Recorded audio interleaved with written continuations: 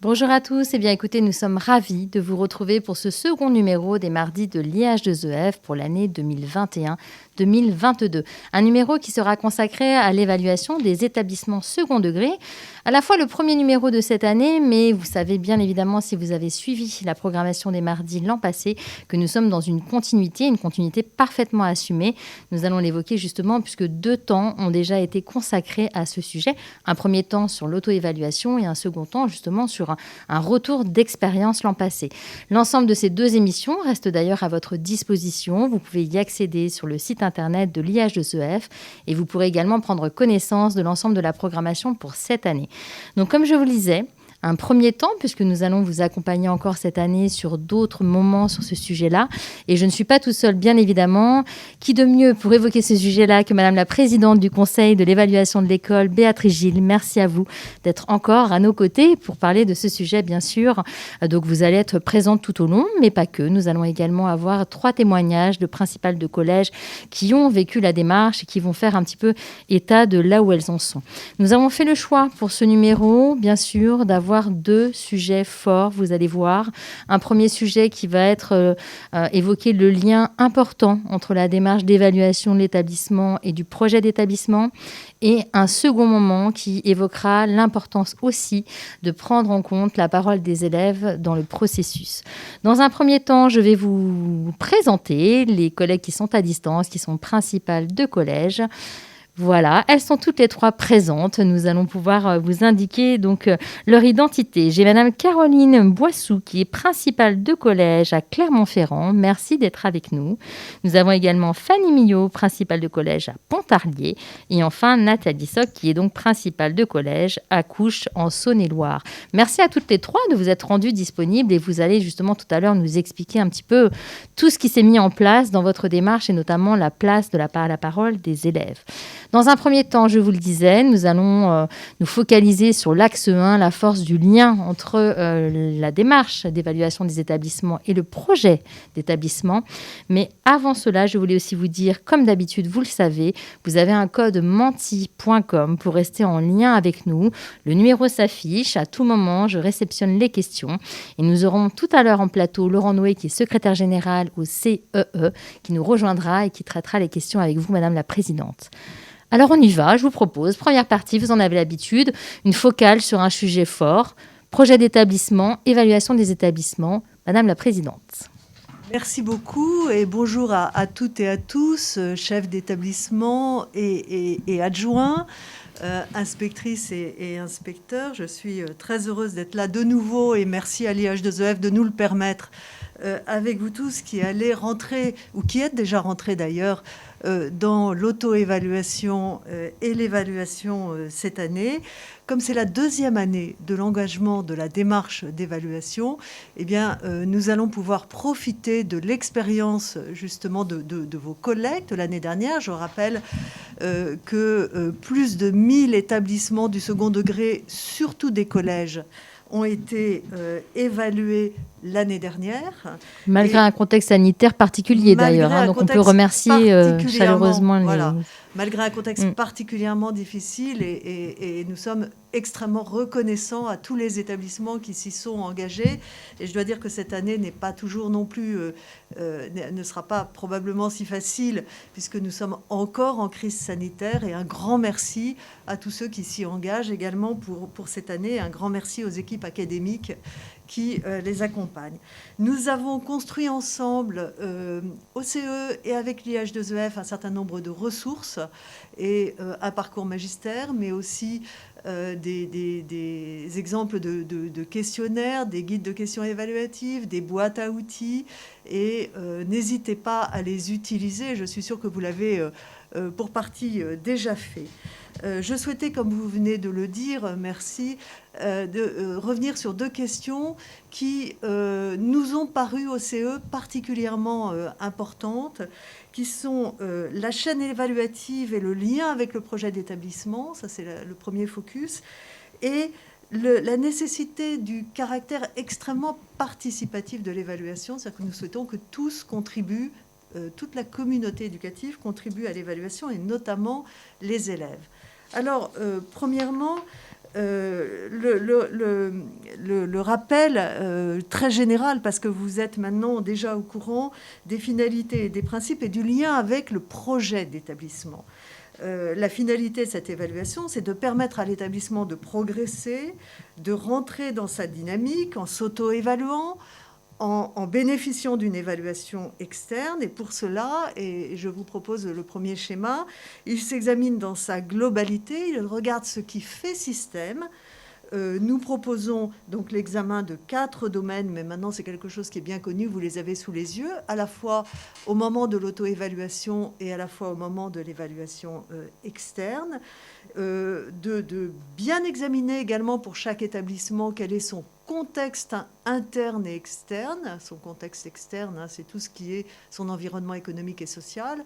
Et son contexte interne, ce sont toutes les décisions des autorités de rattachement ou de tutelle sur lesquelles l'établissement n'a pas de choix. Et de regarder ces 4 domaines, et puis de définir, et ça c'est le début du projet d'établissement, des priorités stratégiques et des objectifs, un plan d'action et un plan de formation pour être accompagné dans ce projet d'établissement. Alors ça, c'est le rapport d'auto-évaluation, suivi d'une évaluation externe. Une équipe externe vient dans l'établissement, échange avec l'établissement et regarde les 4 domaines et identifie les points d'appui, les marges de progrès, propose un plan d'action et de formation, et là aussi va conseiller l'établissement sur son projet d'établissement. Alors, le petit triangle que vous voyez à droite dans l'évaluation externe, mais qui s'applique aussi à l'auto-évaluation, est extrêmement important. C'est-à-dire pour chaque question sur laquelle l'établissement va s'interroger, sur ce qu'il a fait, sur ce qu'il a voulu faire, sur l'effet des décisions qui ont été prises dans l'établissement, eh bien, on lui demande de regarder les données, c'est-à-dire les données objectives de l'établissement qui sont communiquées par le rectorat, d'examiner, d'observer les décisions prises dans l'établissement et enfin de recueillir le point de vue de l'ensemble des acteurs.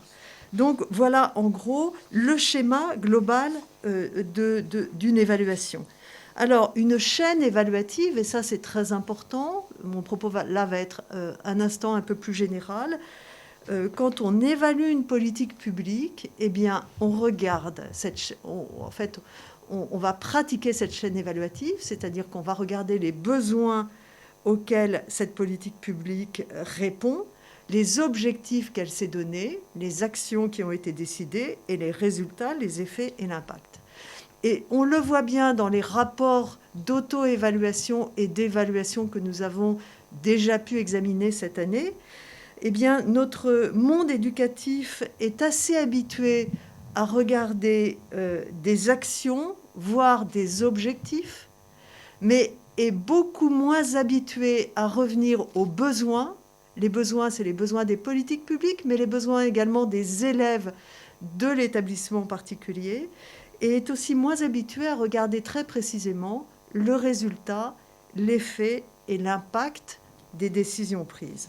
Alors, pour avoir ce schéma plus proche de ce qu'est une évaluation d'établissement, vous allez trouver dans la diapositive suivante le même schéma, mais beaucoup plus complet, qui est relatif là à l'évaluation, une application à l'évaluation des établissements.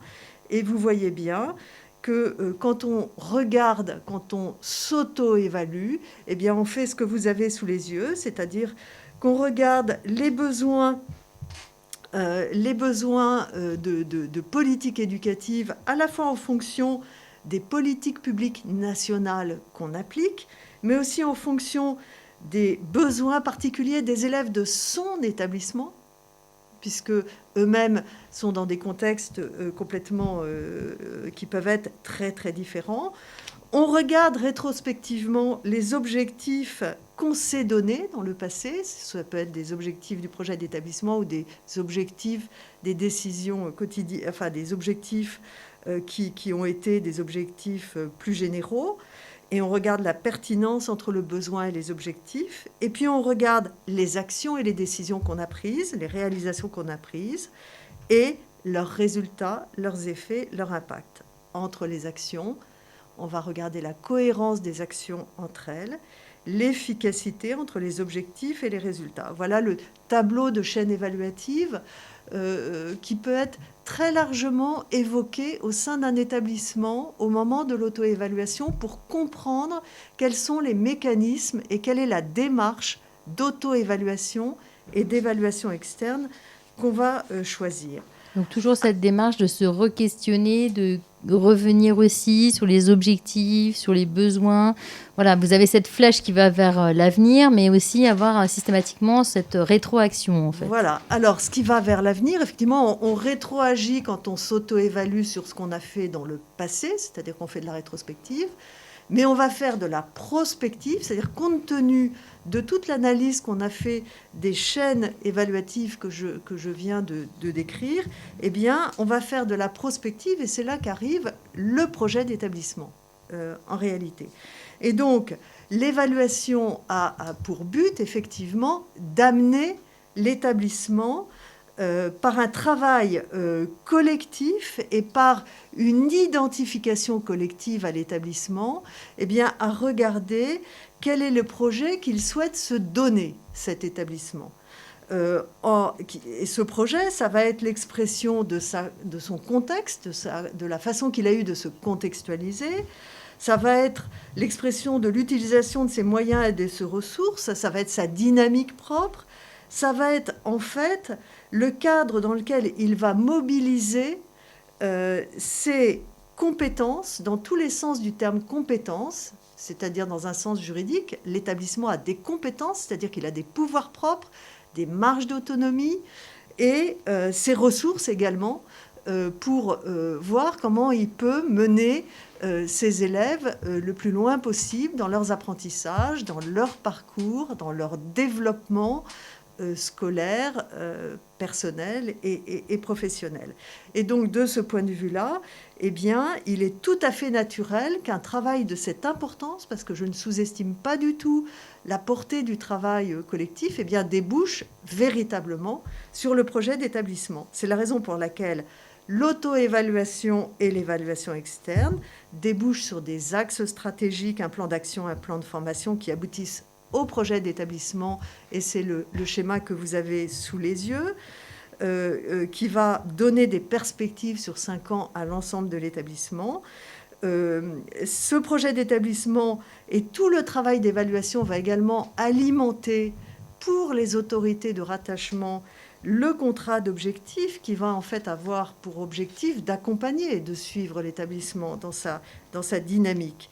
Et tout ça va aboutir, et on le souhaite vraiment, à ce que ça ne soit pas une action ponctuelle, mais une capacité auto-évaluative qui se poursuive en continu, non pas une fois tous les 5 ans, mais au contraire très régulièrement. Et on arrive donc à une articulation cohérente entre l'évaluation, le projet d'établissement et le contrat d'objectif qui vient d'être rappelé par la DGESCO dans un des bulletins officiels du mois de septembre par la charte de pilotage, et qui montre bien, le lien qu'il y a entre auto-évaluation, évaluation externe, rapport final d'évaluation, projet d'établissement qui est la mise en œuvre de la stratégie interne de l'établissement, c'est-à-dire des décisions et des actions que l'établissement choisit de prendre dans le cadre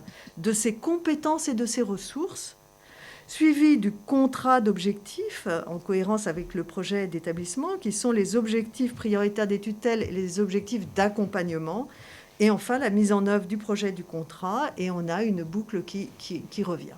On voit que tout est imbriqué finalement. Tout n'est pas comme ça, chacun de son côté. On fait la démarche d'auto-évaluation, le rapport, le projet. Non, on voit que tout ça a du sens. Et c'est même nécessaire pour ne pas avoir ce sentiment aussi de lourdeur. On voit bien que la démarche d'évaluation sert, est utile, mobilise les collectifs. On l'avait dit lors d'un précédent direct aussi. Donc on va pouvoir le voir. Et dans cette mobilisation des collectifs, il y a plusieurs acteurs. Et il y a des acteurs qui sont souvent bien mobilisés, vous l'avez vu dans les différents rapports que vous avez pu obtenir. Et puis d'autres acteurs, vous nous disiez un peu en aparté, un peu moins. On y reviendra.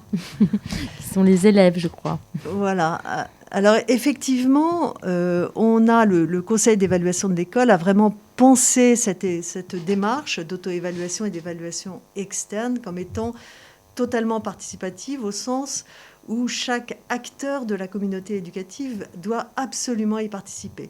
Ça n'est pas la chose la plus simple du monde à faire, c'est-à-dire que mobiliser l'ensemble des acteurs, faire en sorte que chacun y participe réellement et puisse donner son point de vue, eh bien, ça n'est pas évident. Pourquoi ? Parce que c'est la logique d'un projet d'établissement d'être partagé par tous et que chacun ait pu y mettre sa pierre.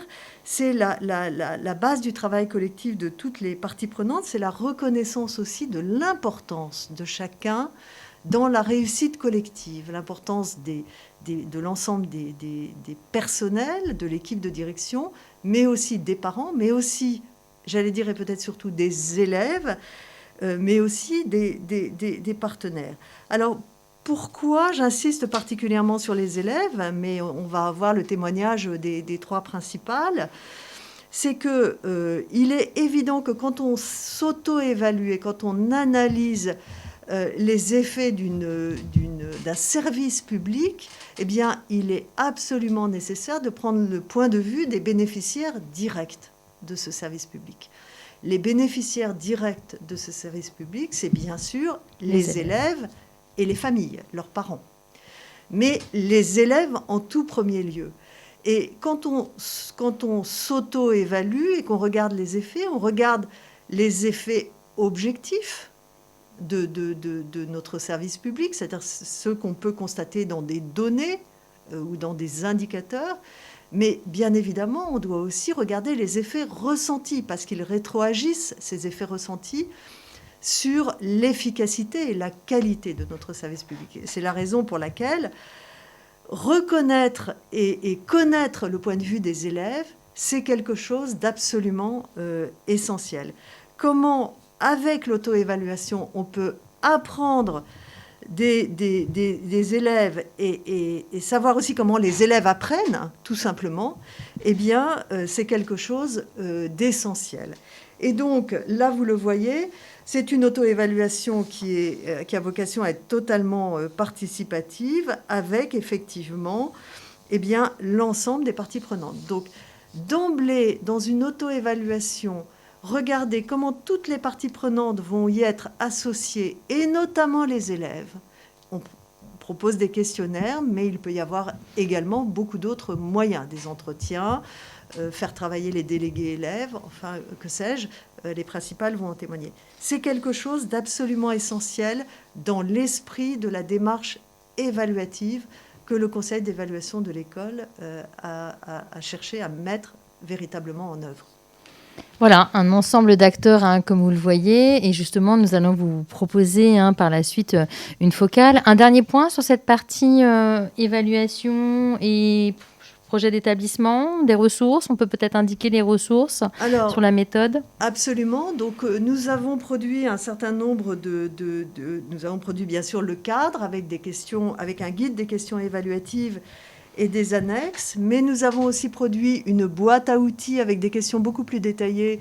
Mais attention, il est évident que dans le cadre d'une auto-évaluation, aucun établissement ne peut se saisir de toutes ces questions évaluatives. Il faut qu'il les choisisse, c'est-à-dire qu'est-ce qui est le plus pertinent en termes de questions évaluatives dans l'établissement.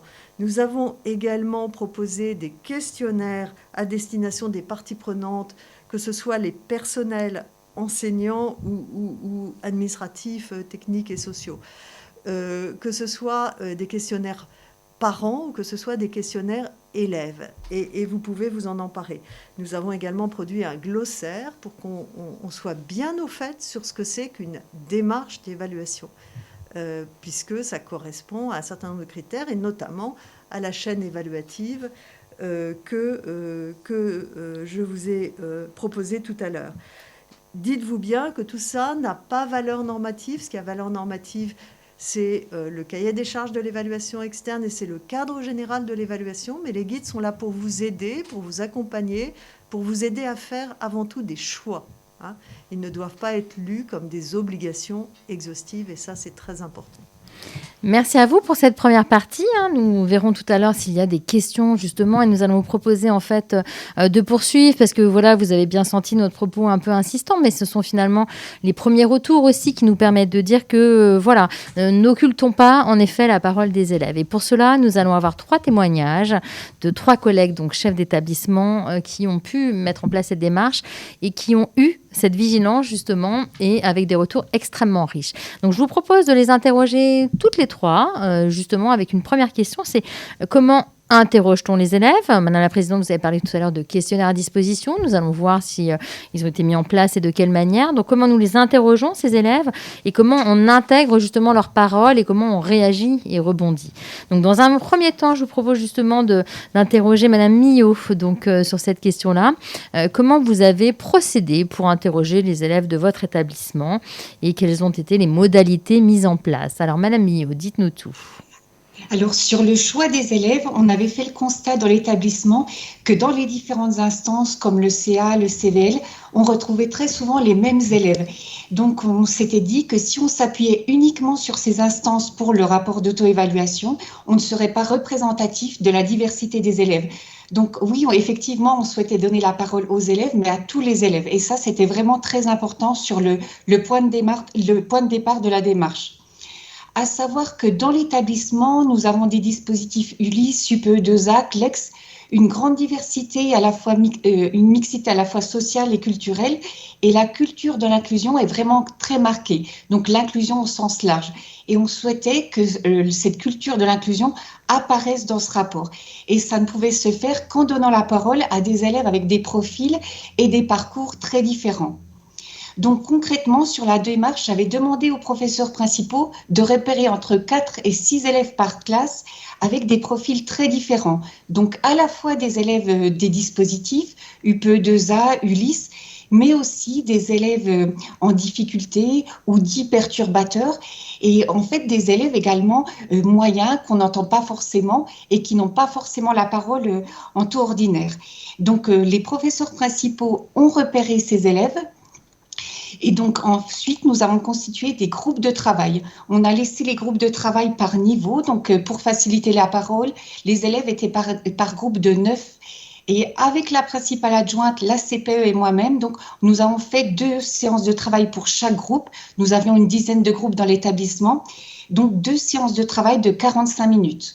La première séance, on l'avait consacrée à la présentation de la démarche. Et puis, en fait, bien sûr, demander aux élèves s'ils étaient volontaires pour participer. Et ils ont ensuite rempli le questionnaire qu'on avait retravaillé dans les 4 domaines. Et les élèves, lors de cette démarche, étaient vraiment partants. Ils étaient très heureux de ce temps de parole et ils étaient vraiment volontaires pour cette démarche. Donc, on a travaillé en 2 fois 45 minutes. On a eu le temps de le faire en présentiel. Donc, on a eu cette chance-là de travailler en groupe de travail en présentiel. Et puis, donc, ils ont travaillé sur le questionnaire retravaillé. On s'était aussi posé la question sur la place de la parole de l'élève dans l'établissement, parce qu'on avait fait le constat que souvent, on interrogeait les élèves sur des questions très concrètes comme dans des commissions menues, mais sur la politique pédagogique et éducative de l'établissement, on avait fait le constat que les élèves avaient peu la parole et c'était par exemple inhabituel de leur poser des questions sur l'emploi du temps ou l'évaluation, ces choses-là. Donc en fait, c'était important pour nous aussi que les élèves puissent s'exprimer dans les quatre domaines. Et donc, en fait, ce qui était un travail important également, ça a été de synthétiser les différents questionnaires. Donc, nous l'avons fait avec la principale adjointe. Et ensuite, après ce travail de synthèse, nous avons revu les élèves pour leur présenter et puis demander s'il y avait des ajustements nécessaires ou des apports complémentaires. Ont-ils été étonnés de cette démarche d'être associés justement quel ressenti ont eu ces élèves? Ils ont apprécié? Est-ce que vous avez même pu voir des changements de comportement chez certains élèves justement? Oui, alors en fait, tous ceux que les professeurs avaient entre guillemets présélectionnés étaient très heureux de participer à la démarche. Ils n'étaient pas forcément étonnés. Ils connaissaient pas le projet d'établissement, donc on a expliqué pourquoi cette évaluation. Ils étaient plutôt très heureux qu'on leur donne la parole et dans des domaines très différents. Et pas uniquement sur des actions concrètes. Et puis aussi, même les élèves en difficulté ont apprécié aussi qu'on leur donne la parole. Parce que, comme je le disais au départ, c'est souvent les mêmes élèves qu'on retrouvait dans nos instances, et plutôt des bons élèves. Merci Madame Millon, on vous retrouve tout à l'heure pour la seconde question. Je vais poser maintenant la même question à Madame Boussou. Vous avez aussi fait le choix de partir des questionnaires, vous allez nous dire parce que vous les avez un peu retravaillés. Et alors Madame Millon, il fait identifier des élèves dans les classes. Vous avez aussi un principe d'élève ambassadeur, je crois. Oui, tout à fait. Alors, moi, j'ai souhaité effectivement engager mon établissement dans le processus de l'évaluation. Et tout naturellement, j'ai trouvé qu'en tant qu'acteur, les élèves avaient toute leur place dans ce processus d'auto-évaluation. Et bien évidemment, au-delà, la parole de l'élève me paraît indispensable. Donc, comme ma collègue, on a recherché une représentativité la plus large possible. Avec le conseiller principal d'éducation, nous avons par contre fait le choix de proposer aux élèves élus, donc les délégués de classe, les membres du CVC, les élèves qui siègent dans les instances et les éco-délégués, en estimant qu'ainsi on avait une représentativité la plus large possible, parce que nous également, nous avons un dispositif ULIS et nous avons des élèves du dispositif ULIS qui sont inclus dans les éco-délégués. Voilà. À partir de là, nous nous sommes basés déjà sur le questionnaire, effectivement, qui a été proposé par le CEE et mis à disposition sur une plateforme du rectorat de Clermont-Ferrand. Ce questionnaire, nous l'avons retravaillé effectivement avec les jeunes du collège. Retravaillé parce qu'on souhaitait vraiment que le vocabulaire de ce questionnaire-là atteigne vraiment son objectif, c'est-à-dire que les élèves comprennent bien ce qu'on attendait d'eux sur chaque question. Et on s'est aperçu que certains mots étaient pris pour d'autres, ce qui effectivement est parfois le cas quand on pose une question. Nous avons également souhaité rajouter des questions. Alors, des questions concernant le climat scolaire. L'établissement a pu bénéficier d'un questionnaire numérique sur le climat scolaire, essentiellement, avec le GACS, le groupe académique de climat scolaire sur l'Académie Clermont-Ferrand. Et 3 ans auparavant, et moi, je souhaitais, en tant que chef d'établissement, de voir quel était l'impact des différentes politiques déjà mises en œuvre depuis 3 ans sur le bien-être des élèves dans l'établissement. Donc, j'ai repris 2-3 questions qui avaient été posées de manière numérique 3 ans auparavant pour voir effectivement cette évolution-là. Et enfin, avec les élèves, nous avons aussi rajouté une question sur l'idée qui se font du collège en 3 mots. Donc, nous avons, avec les élèves, proposé une liste de mots et les élèves devaient choisir 3 mots qui représentaient pour eux le mot collège. Ce questionnaire nous a montré qu'en fait, la majorité ont choisi le mot travail, ce qui est plutôt rassurant au sein de l'éducation nationale. Le deuxième mot a été les bonnes notes. Donc voilà, c'est là aussi, je pense que chaque enfant fait en tout cas tout ce qu'il peut pour les atteindre, ces bonnes notes. Le troisième mot, nous a laissé avec beaucoup d'interrogations, mais c'est leur choix, c'est le mot ambiance. Voilà, qu'est-ce qu'ils mettent derrière le mot ambiance? Ça c'est quelque chose qui reste encore un peu en suspens dans notre établissement. Et enfin, j'ai souhaité à ce que ces élèves-là qui nous ont accompagnés dans la démarche soient vraiment des acteurs jusqu'au bout de cette démarche. Donc, ils ont expliqué à leurs pairs l'objectif de ce questionnaire, les ont guidés parfois pour ceux qui souhaitaient remplir ce questionnaire-là. Ils nous ont aidés au dépouillement et ils ont été tous destinataires, en tout cas, des résultats globaux des questionnaires et du dépouillement des élèves. Voilà. Est-ce que vous avez été surprise de cette mobilisation des élèves ou finalement, comment ont-ils appréhendé cet investissement, cet engagement avec vous? Alors, dans l'établissement, comme a dit ma collègue, je crois que les élèves aiment qu'on leur donne la parole, aiment donner leur avis. En fait, il n'y a pas forcément de crainte du côté des jeunes. Au contraire, je trouve que plus on peut leur donner la parole, plus ils l'apprennent et ils ont des choses très, très intéressantes à dire. Et je pense qu'il faut en tenir compte. Tous les acteurs, je pense, dans tous les établissements, notre objectif principal, c'est la réussite de chacun, de chaque élève. Mais pour les aider à réussir, il faut déjà les écouter, prendre en compte leurs besoins pour pouvoir y répondre. Donc, il n'y a pas eu de crainte. Je pense que, voilà, encore une fois, quand on leur donne la parole, ils ont beaucoup de choses à nous dire, en tout cas. Merci beaucoup. On vous retrouve tout à l'heure. Donc, nous avons aussi un troisième témoignage justement sur la manière d'interroger les élèves et de les intégrer à cette prise de parole. Alors, comment avez-vous fait dans votre établissement, Madame Sock? Dites-nous tout. Vous avez eu une autre démarche aussi, mais qui a intégré et impliqué pleinement les élèves, je crois. Oui, effectivement, nous avons choisi de mettre en place tout le processus d'évaluation dans l'idée de donner une place réelle aux usagers du service public, aux premiers usagers, c'est-à-dire les élèves. Donc, nous avons donné cette place-là aux élèves dans toutes les étapes de la démarche, de l'auto-évaluation jusqu'à la restitution de l'évaluation externe. Donc, on a déjà beaucoup travaillé sur la communication, la reformulation orale, écrite sur l'événement. Et puis, nous avons demandé le renfort des élèves élus au CDC et des élèves délégués de classe pour la passation des enquêtes en ligne, avec un mot d'ordre qui leur était donné, c'est-à-dire de convaincre leurs camarades de prendre l'opportunité de donner leur ressenti d'élève et de parler de leur vécu d'élève. Donc, nous avons eu une participation de 72% des élèves dans des enquêtes en ligne, ce qui fait que nous étions quand même très satisfaits de cette mobilisation des élèves. Et puis, quand nous avons organisé les travaux de groupe de réflexion pour analyser les domaines qui nous étaient donnés, nous nous sommes organisés en 4 groupes avec la présence de tous les représentants, donc y compris les élèves. Alors, nous étions contraints par le temps, par les délais qui nous avaient été donnés, et puis également par les contraintes sanitaires. Nous avons fonctionné en visio. Donc, nous avons fait le choix de prendre les plus grands parmi nos élèves élus, pour éviter les problématiques de connexion, les problématiques techniques et aussi pour permettre à ces élèves de réellement participer dans les échanges au même titre que les adultes. Nous avions vraiment des temps de communication et d'échange par visio et ça me paraissait important que les grands parmi nos élèves puissent vraiment participer parce que certains domaines sont complexes à comprendre, certains indicateurs sont pareils, complexes à comprendre.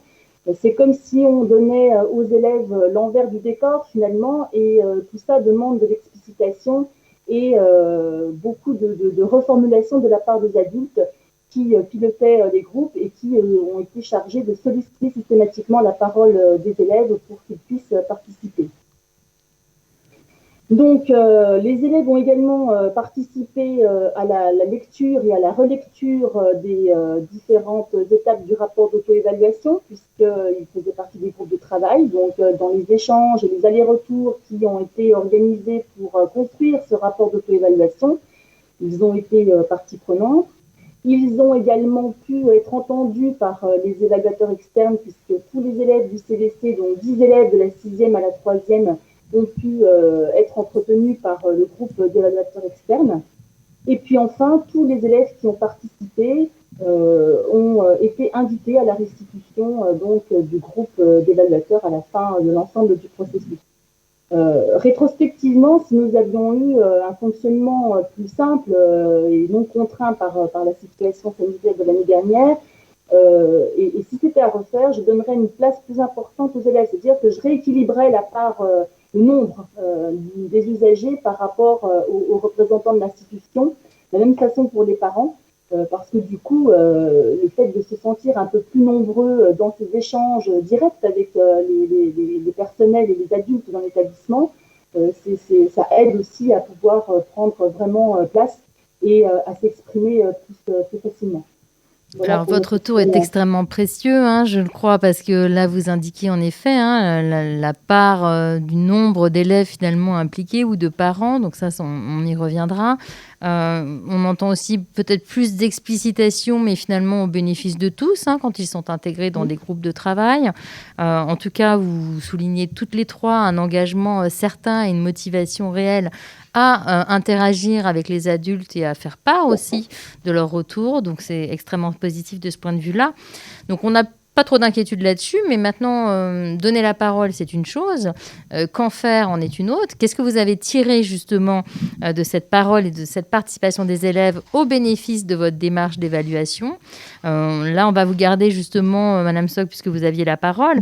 Le retour des élèves, il a servi à quoi ? Vous l'avez utilisé de quelle manière finalement ? Alors, je dirais que c'est un peu général mon propos, c'est-à-dire que toute cette démarche d'évaluation, y compris la parole donnée aux premiers usagers et à leurs parents, ça a interrogé beaucoup, pour ma part, la façon de piloter un établissement. En fait, je pense que rétrospectivement, l'auto-évaluation et l'évaluation, enfin tout l'ensemble de ce processus qui a été décrit tout à l'heure par Madame la Présidente, c'est vraiment une occasion nouvelle et unique de pouvoir mettre en avant un mode de pilotage partagé et fondamentalement basé sur des indicateurs explicités.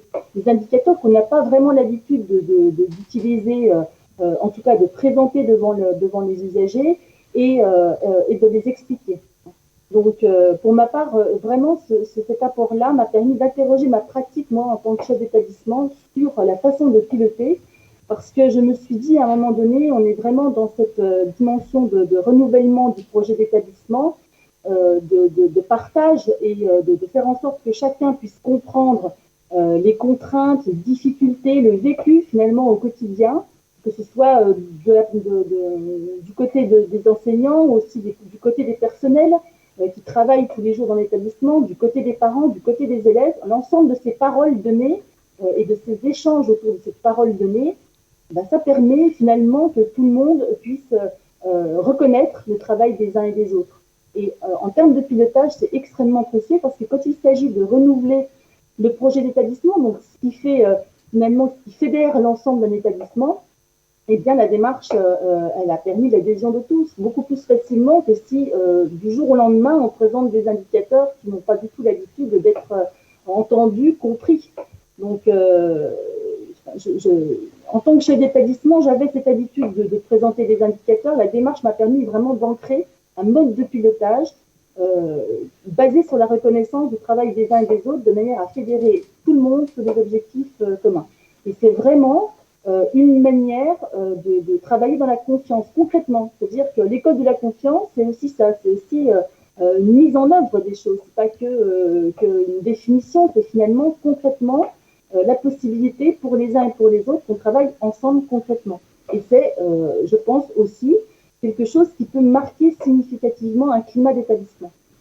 Merci en tout cas pour votre témoignage. Vous avez évoqué là le lien avec le chef d'établissement. Vous semblez profondément marqué justement vous sur vos gestes professionnels en tant que pilote. Et nous allons interroger Madame Bouissou parce que vous avez aussi un retour à nous faire sur la façon dont vous avez, entre guillemets, tiré profit de cet engagement des élèves, de la parole des élèves, notamment dans la relation adulte-élève. Alors effectivement, déjà, je pense que en tant que chef d'établissement, il est nécessaire, voire indispensable, de tenir compte encore une fois de la parole de l'élève, de son point de vue, et ça, quelle que soit en fait la taille ou le type d'établissement. Parfois, on pourrait se dire un petit établissement c'est plus simple que dans un établissement de plus grande taille, ou en collège c'est plus simple qu'en lycée. Non, je pense que voilà, c'est un état d'esprit.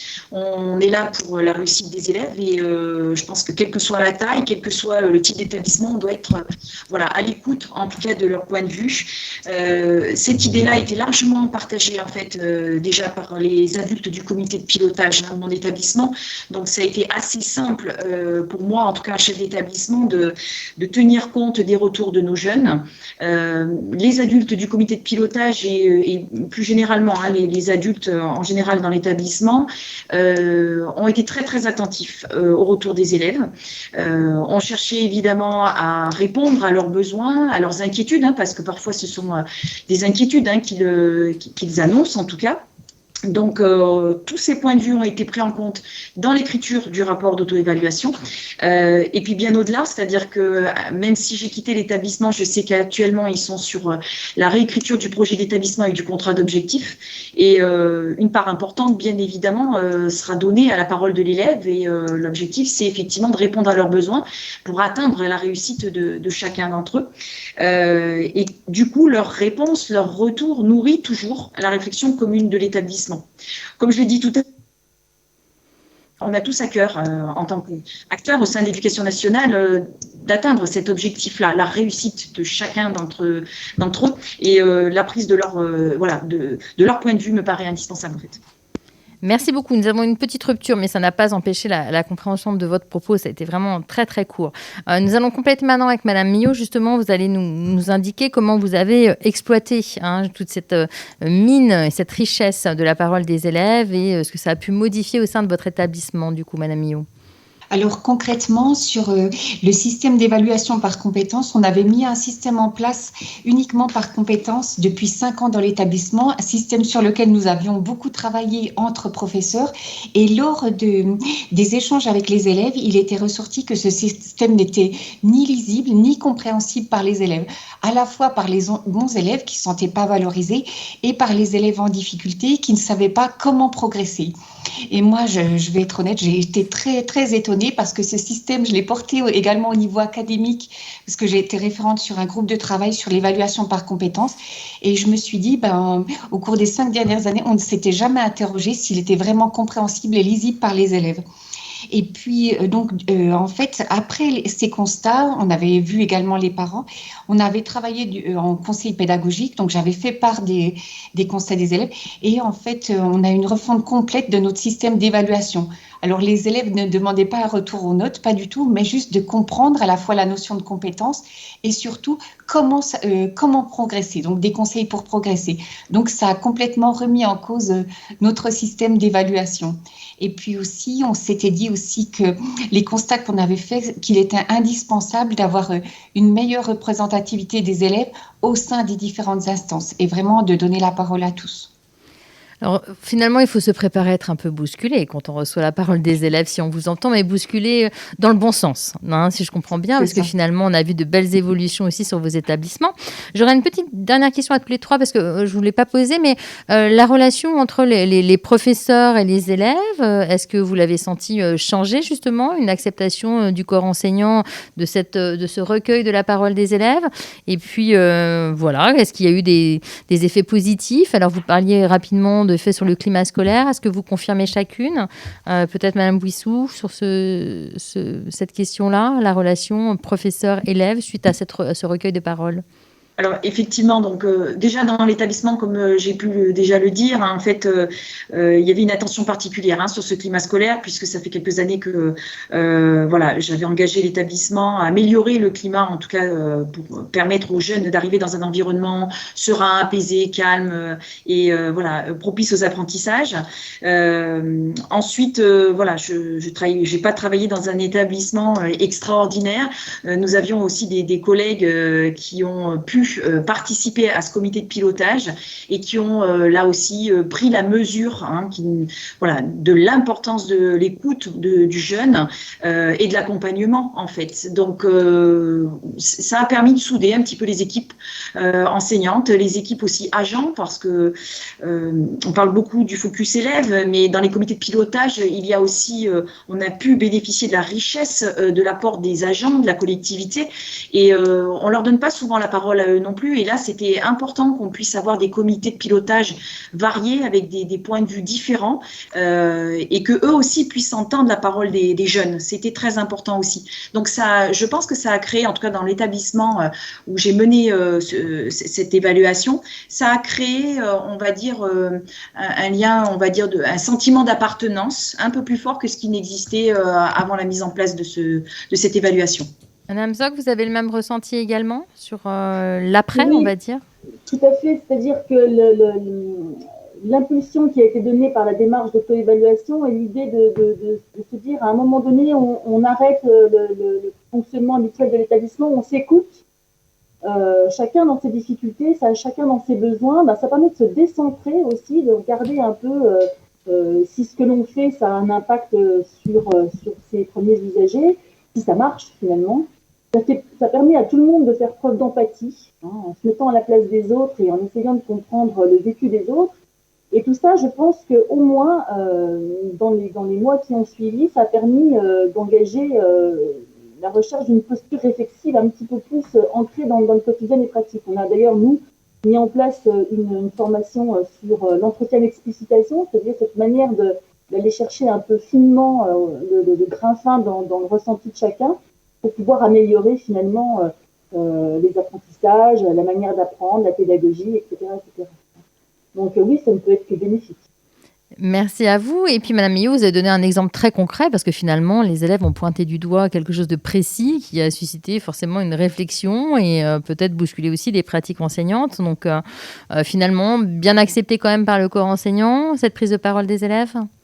Dans l'ensemble, ça a été bien accepté par les enseignants et puis aussi, ça a été très fédérateur parce que là, à la rentrée, en fait, on a présenté également les constats, le travail qui avait été mené et puis maintenant, les enjeux sont importants parce que tout ce travail a été conséquent, mais c'est aussi comment on va le mettre en œuvre et travailler. Donc, il y avait de fortes attentes de tous les acteurs, voilà, qu'on n'en reste pas là, mais qu'on utilise ce travail pour progresser.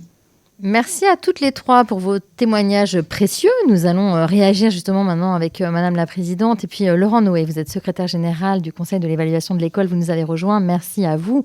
Donc, je crois que beaucoup de choses ont été dites, Madame la Présidente, donc sur cette importance de la parole des élèves et puis l'impact que ça peut avoir. Oui, un grand merci à nos trois chefs d'établissement parce que c'est un témoignage qui est à la fois très concret, et on a besoin de ça, je crois, dans l'auto-évaluation et l'évaluation, c'est-à-dire savoir sur quoi ça peut déboucher, ce qui se passe en tant que tel, et ce qu'on a permis qu'il pouvait se passer.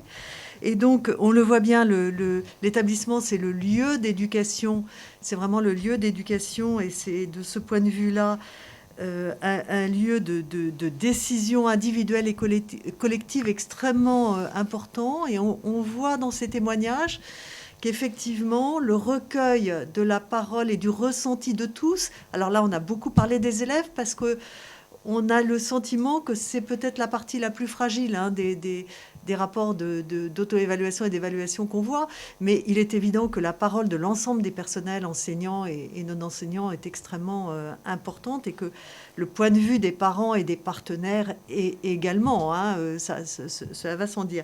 Ça permet de reconnaître la capacité d'agir de tous. Et on le voit bien, une auto-évaluation, une évaluation externe, un projet d'établissement, ça n'est pas simplement l'affaire du chef d'établissement, c'est l'affaire de tous. C'est un projet collectif qui permet de développer de la compétence collective, de la réussite collective, un sentiment d'appartenance, ça a été dit, et on l'espère, du coup, un service public de meilleure qualité pour nos élèves. Et tout ce qui vient d'être dit nous conforte dans l'engagement de cette démarche. Et ce qui ne veut pas dire, d'ailleurs, parce que là, nos principales l'ont évoqué, ce qui ne veut pas dire que ce soit si simple. Parce que parfois, la parole des uns et des autres est compliquée, parfois elle est très divergente. Donc, il y a tout un travail de convergence à assurer entre ces ressentis. Et puis, comme ça a été très bien dit, il faut revenir aussi aux données. Donc, quels sont les indicateurs et les données, d'ailleurs, qu'on donne à chacun? Pour les personnels, c'est assez simple, pour les personnels enseignants, encore que ça n'était pas toujours le cas dans la période précédente. Qu'est-ce qu'on donne, par exemple, comme données aux élèves? Qu'est-ce qu'on leur donne comme indicateur, comme données, sur quoi on les fait travailler? C'est aussi une véritable question en collège et en lycée, tout à fait intéressante et tout à fait pertinente. Voilà, donc tout ça alimente, on l'a dit, la confiance et la capacité coopérative et la capacité de construire un projet ensemble. Et c'est bien l'absolue finalité de l'auto-évaluation et de l'évaluation des établissements. Alors, quelques questions justement. Monsieur Noé, vous qui avez la main sur ces questions. Oui, alors certaines sur la plateforme Menti ou d'autres voient que beaucoup savent trouver pour nous joindre effectivement. Une première type de question à la présidente sur les programmations d'évaluation. Combien d'établissements sont évalués chaque année? Vous avez déjà fait référence à cela l'année dernière, mais peut-être rappeler cela et comment est faite la programmation dans les académies donc. Alors, c'est une séquence d'évaluation de 5 ans pour l'ensemble des établissements publics et privés sous contrat, ce qui veut dire dans chaque académie, en moyenne, 20% d'établissements privés et publics, privés sous contrat et publics par année. On le sait, l'année dernière a été une année compliquée, il y en a eu un petit peu moins. Et donc, l'objectif, c'est qu'en 5 ans, on arrive à couvrir l'intégralité des établissements. Ça n'est pas du tout le CE qui programme, hein, soyons clairs, on ne pourrait pas le faire, et puis on le ferait certainement beaucoup moins bien que les recteurs. Et c'est donc les recteurs qui ont pour mission et qui ont en responsabilité la programmation des établissements. Chaque académie a ses critères qui sont explicites, qui peuvent être demandés sans aucune difficulté et qui sont très naturellement, bien souvent liés à la programmation des projets d'établissement, ce qui est tout à fait logique. Mais il peut y avoir aussi d'autres critères tout à fait intéressants. Par exemple, on évalue tous les collèges d'un réseau d'éducation ou que sais-je, d'une cité éducative ou que sais-je, d'un bassin d'éducation. Il peut y avoir d'autres critères. Donc chaque académie et chaque recteur a la liberté de programmation, mais ce qui est prévu par le CE, c'est le séquençage de 5 ans pour l'ensemble des établissements, ce qui est d'ailleurs dans la loi. Une autre question. Oui, sur la mobilisation des acteurs. Alors, il y a un participant qui posait la question, mais sans doute a-t-il eu la réponse pendant votre intervention, mais ça permet d'en reparler, où il nous est dit, est-ce qu'il n'est pas possible d'associer les parents en plus des élèves lors de l'auto-évaluation? Vous l'avez dit, Madame la Présidente, mais ça rejoint une autre question où un participant nous dit, mais est-ce que pour les parents, ce sont seulement les représentants? Est-ce qu'il n'y a pas des biais, parce qu'on sait très bien que ce sont parfois les mêmes parents qui sont actifs, mais que disent-ils de l'ensemble des parents? Donc voilà, cette question-là. Le questionnement des parents est extrêmement important également aussi, hein, puisque on partage l'éducation, de fait, on partage la responsabilité de l'éducation avec les familles et les parents. Et donc, bien évidemment, ce questionnement, il doit être fait et opéré par chaque établissement en fonction de ce qu'il est, en fonction de ce qu'il peut faire. Mais on a nous-mêmes proposé, le CE a proposé un questionnaire par an qui peut être adapté dans chaque établissement. Et il est extrêmement important dans beaucoup d'établissements qu'on puisse effectivement questionner le plus de parents possible. Une des principales indiquait tout à l'heure qu'elle avait voulu justement, pour les élèves, ne pas avoir que les délégués parce qu'il lui semblait que les délégués n'étaient pas forcément représentatifs de tous les élèves. C'est la même chose pour les parents. Les délégués parents ont une énorme importance, hein. Ils ont une fonction qui est essentielle. Néanmoins, rien n'empêche, bien au contraire, de questionner l'ensemble des parents de façon exhaustive ou bien de questionner, de faire un travail de groupe de parents. Et beaucoup d'établissements ont été étonnés parce qu'ils ont eu beaucoup de réponses justement de parents également.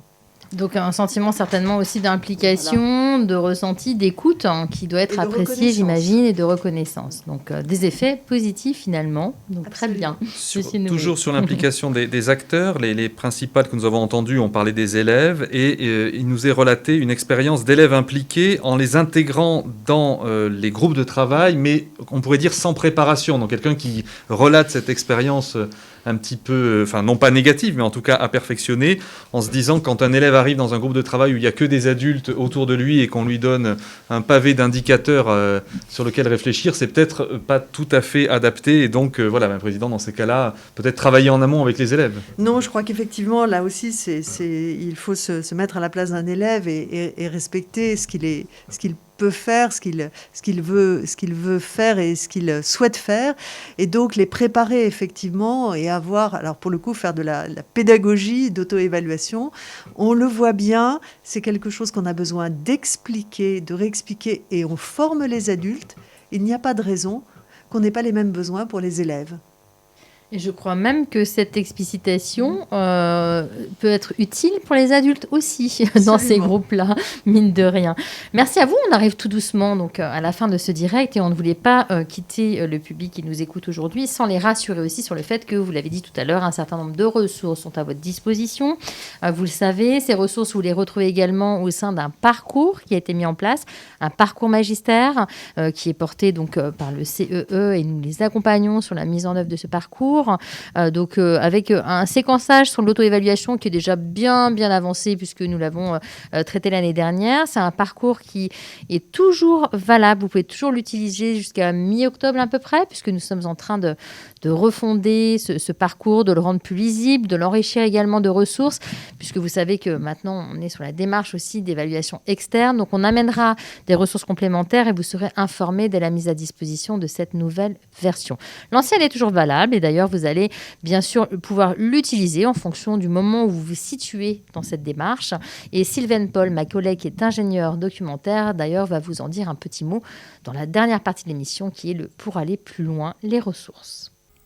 Merci Magali, bonsoir à toutes, bonsoir à tous. Ravie de vous retrouver pour cette nouvelle sélection de ressources concernant donc l'évaluation des établissements du second degré. Cette émission a été réalisée donc en collaboration avec le Conseil d'évaluation de l'école, dont voici la présentation du site internet. Site internet qui s'est grandement enrichi depuis nos dernières émissions d'octobre et de février, avec notamment la présentation d'une fiche synthétique qui reprend tous les éléments clés mis à disposition par le Conseil d'évaluation de l'école. Vous y retrouverez également le sommaire du site et notamment les ressources et les outils qui vous sont proposés. Il propose également le bilan annuel, donc une année d'exercice, on en fait le bilan, on regarde un petit peu les différents dispositifs qui ont été mis en place, les différentes actions, et le bilan, l'analyse de tous ces dispositifs et de toutes ces actions. On reprend bien sûr sur le site du Conseil d'évaluation des établissements la boîte à outils, dont je vous avais présenté la boîte à outils collège lors d'une émission précédente. Ces boîtes à outils se sont enrichies donc d'une version lycée général et technologique, avec toujours les 4 domaines qui sont abordés, ainsi que la version boîte à outils pour les lycées professionnels. Je vous encourage vivement à suivre de près les différentes publications de l'ADEP, puisqu'on y trouve des indicateurs extrêmement précieux et qui nous donnent de multiples informations sur l'état du système éducatif en France et à l'étranger, notamment est sorti tout à fait récemment, donc repères et références statistiques, ainsi que la géographie de l'école et l'état de l'école, entre autres, bien entendu. Lors d'une émission précédente, on avait évoqué l'ouverture d'un parcours d'auto-formation sur notre plateforme Magistère, consacrée à l'auto-évaluation des établissements. Donc en voici la page d'accueil. Juste pour information, une nouvelle version est en préparation et sera publiée très prochainement, probablement courant octobre. Donc je vous invite à vous tenir informés de la sortie de ce nouveau parcours et je ne manquerai pas de vous le signaler sur le site de l'IH2EF. En parlant du site de l'IH2EF, donc, je vous encourage à revisionner les différents directs que nous avons réalisés l'année passée sur l'évaluation des établissements, donc l'un au mois d'octobre et l'autre au mois de février, ainsi que les ressources que je vous avais présentées à cette occasion. Toujours en ce qui concerne l'évaluation et l'auto-évaluation, je me permets de vous conseiller le blog du CFCPE, dans lequel Romuald Normand nous présente plusieurs posts consacrés donc à tout ce qui est recherche nationale, internationale sur l'évaluation et l'auto-évaluation des établissements. Voilà pour ce qui concerne les ressources consacrées à cette émission sur l'évaluation des établissements du second degré. Je repasse la parole à Magali, non sans vous avoir donné rendez-vous le 5 octobre pour un direct consacré à la culture juridique des personnels de l'encadrement. Je vous souhaite une excellente soirée. À très bientôt. Merci. Merci Sylvaine. Nous voici de retour en plateau pour conclure ce direct et je vais laisser donc la parole à Madame la Présidente pour finir ce direct et je vous saluerai ensuite. Merci beaucoup à l'IH2EF, à son directeur Charles Torossian, à vous-même Madame Villain-Lopez et à toutes vos équipes qui nous permettent d'être en contact direct et de pouvoir échanger sous cette forme avec l'ensemble des établissements.